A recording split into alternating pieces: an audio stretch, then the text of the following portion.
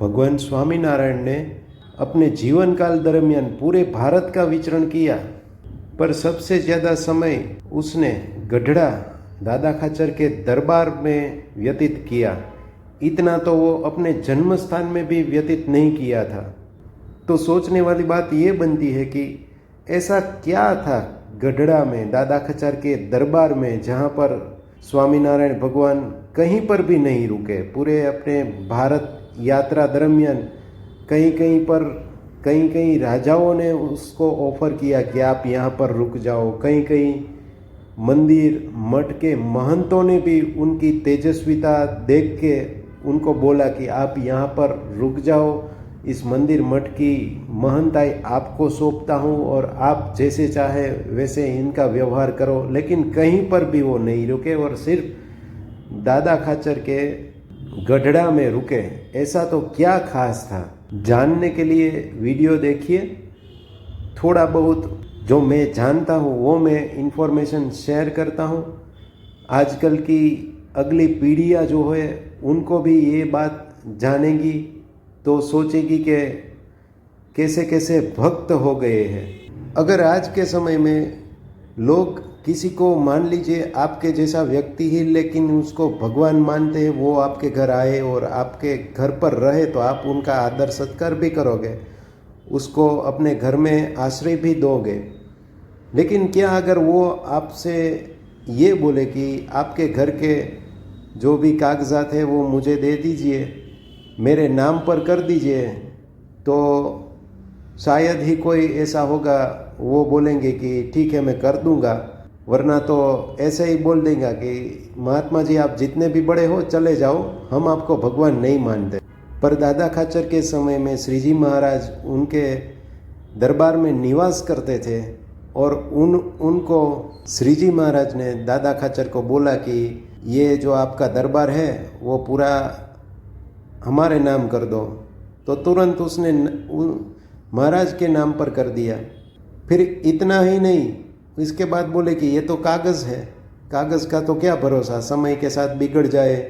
तांबे के पत्र जो उस समय में हुआ करते थे उस पर लिखवा दो, उस पर भी उसने लिखवा दिया बिना कोई क्वेश्चन पूछे। फिर इतने से बात ख़त्म नहीं होती। इसके बाद श्री जी महाराज ने बोला कि आप अभी ये तो हमारे नाम हो गया है तो आप ये दरबार छोड़कर चले जाइए। तभी उनकी शादी भी हो गई थी तो वो चलने भी लगे, एक भी सवाल किए बिना वो निकल गए अपने ही घर से और अपना घर जिन्हें वो भगवान मानते थे उनको समर्पण कर दिया। तो इससे पता चलता है कि उसकी निष्ठा कितनी बलवान है। फिर श्री जी महाराज के साथ बहुत से साधु महात्मा थे तो उनमें से किसी ने बोला कि महाराज बस कीजिए, इतनी कठिन परीक्षा मत लीजिए। तब जाके फिर से दादा खाचर को वापस बुलाया।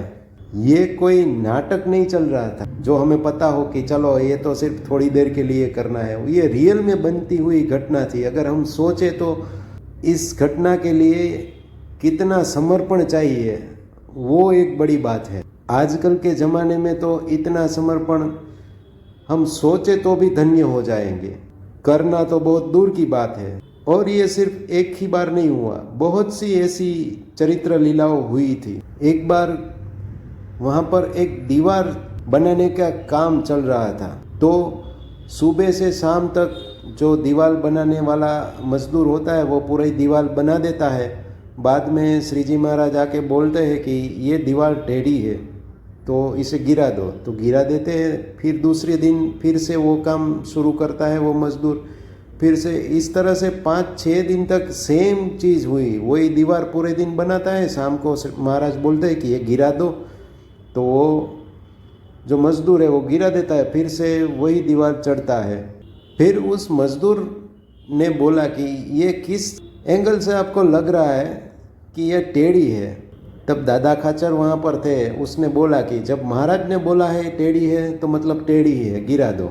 फिर महाराज ने मर्म की बात की कि ये इसमें दीवार की टेढ़ाई नहीं पर आपके अंदर छुपी हुई जो टेढ़ाई होती है वो निकालने का प्रयास कर रहे थे।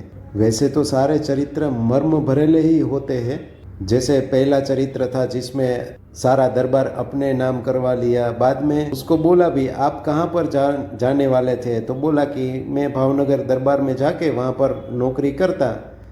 तो उसने बोला कि आप वहाँ जाकर आपको जो पगार मिलने वाला था वो पगार हम यहाँ से दिलवा देंगे, तो आप यहाँ पर नौकरी करो।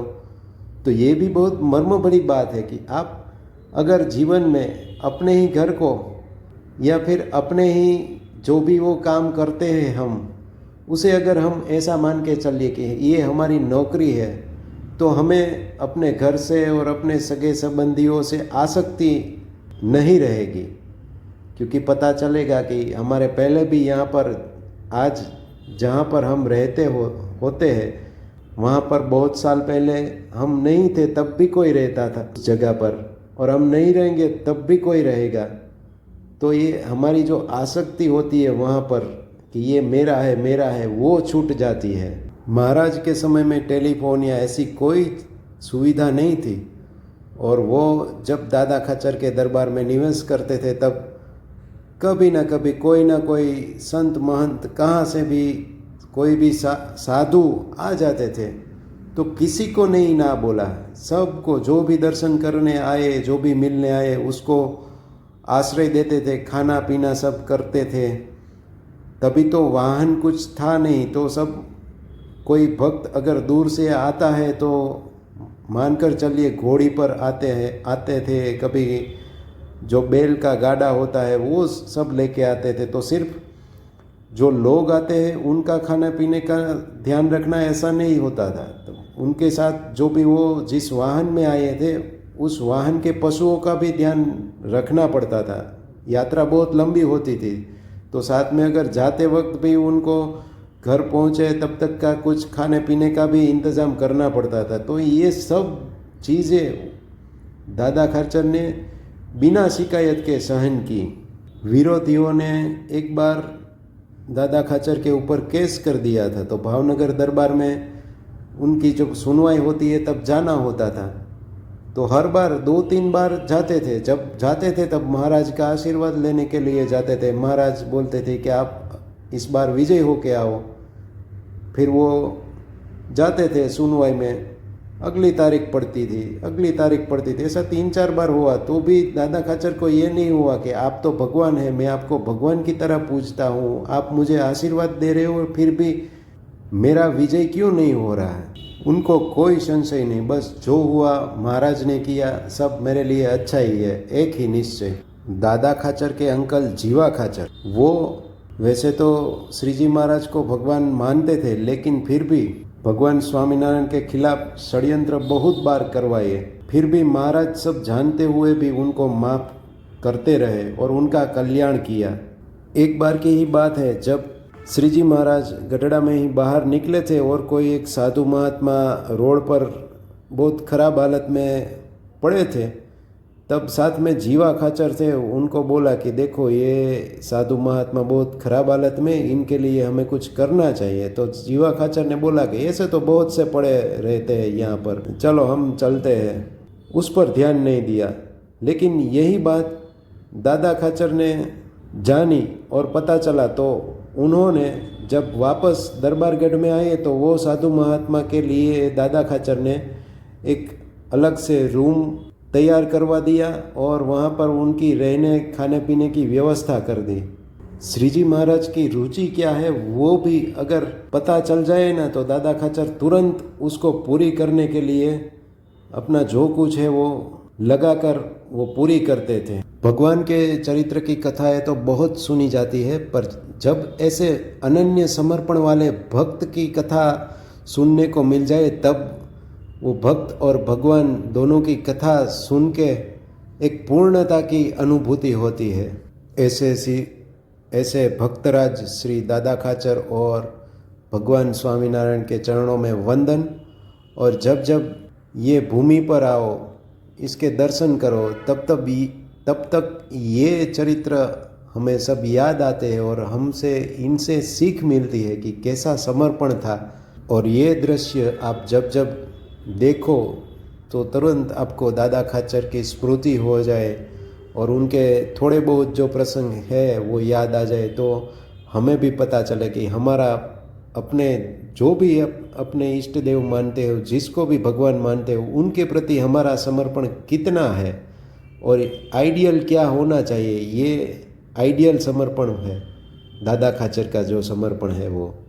तो ये सब बात हमको सीखने को मिलती है। भगवान कृष्ण ने जैसे कुरुक्षेत्र में गीता का उपदेश अर्जुन को दिया था, तो उस गीता में भगवान श्री कृष्ण और अर्जुन का जो संवाद होता है उससे हमारी जीवन की बहुत सी समस्याओं का समाधान उसमें से मिल जाता है। बस उसी तरह भगवान स्वामीनारायण गढ़ड़ा जब तक रहे तब एक नीम के पेड़ के नीचे बैठकर बहुत से उपदेश दिए जो वचनामृत नाम के ग्रंथ से संग्रहित हुए, जिसमें कौन सा समय था, कहाँ पर बैठे थे, हरिभक्त संत सब थे और क्या पहना था वो भी गुजराती भाषा में सारा वर्णन किया हुआ है और जीवन उपयोगी बातें उसमें लिखी हुई है। और ये जो नीम का पेड़ है उसकी भी एक छोटी सी कथा है। दादा खाचर के पिता एबल खाचर एक बार गिर के साइड के कोई गांव की ओर जा रहे थे, तो किसी एक किसान के खेत में आराम करने के लिए थोड़ी देर बैठे, तो वहाँ पर ही दो सन्यासी बाड़ानंद और विठलानंद नाम के दो सन्यासी वो भी वहाँ पर आए और एक नीम का पौधा वहाँ पर देखा और उसने बोला कि ये पौधा है ना, इसके नीचे साक्षात पुरुषोत्तम आकर बैठेंगे। ये बात एबल खाचर ने सुन ली। तो फिर जो किसान जिसकी खेत थी उसने एबल खाचर को बोला था कि आपकी कुछ सेवा कर सकूं, आप विश्राम करने के लिए आए तो कुछ खाना पीना आपको चाहिए तो मैं देता हूं। तो एबल खाचर ने बोला ना, वो सारी चीज़ें हमारे साथ है, अगर आप देना चाहते हो तो ये नीम का पौधा मुझे दे दीजिए। तो किसान ने बोला है उसमें कौन सी बड़ी बात है, ऐसे नीम के पौधे तो मैं बहुत लगा लूँगा। तो वो नीम का पौधा एबल खाचर तब वहाँ से लाकर अपने घर में गढ़ड़ा में यहाँ पर लगाया और उनकी निष्ठा से देखरेख कर इतना बड़ा किया। तब जाके श्री जी महाराज इनके नीचे आके बैठे और बहुत से उपदेश दिए, कथा वार्ता की। आज भगवान स्वामीनारायण को फॉलो करने वाले बहुत से लोग हैं देश विदेश में, उनके परम भक्त हो गए। बहुत से ऐसे भक्त थे उनके समय में भी, उनमें से सबसे बड़े भक्त या फिर जिसके घर स्वयं भगवान कहीं पर न रुकते, सिर्फ वहाँ पर इतना सारा समय व्यतीत किया, तो ऐसे दादा खाचर के बारे में थोड़े से प्रसंग जो मैं थोड़ा बहुत जानता था वो आपके साथ शेयर किया। अगली पीढ़ी को भी ये जानना चाहिए। तो आपको वीडियो अच्छा लगा हो तो दूसरों के साथ भी शेयर कर सकते हो। मेरी तरफ से छोटा सा ये प्रयास भगवान स्वामीनारायण के चरणों में अर्पित।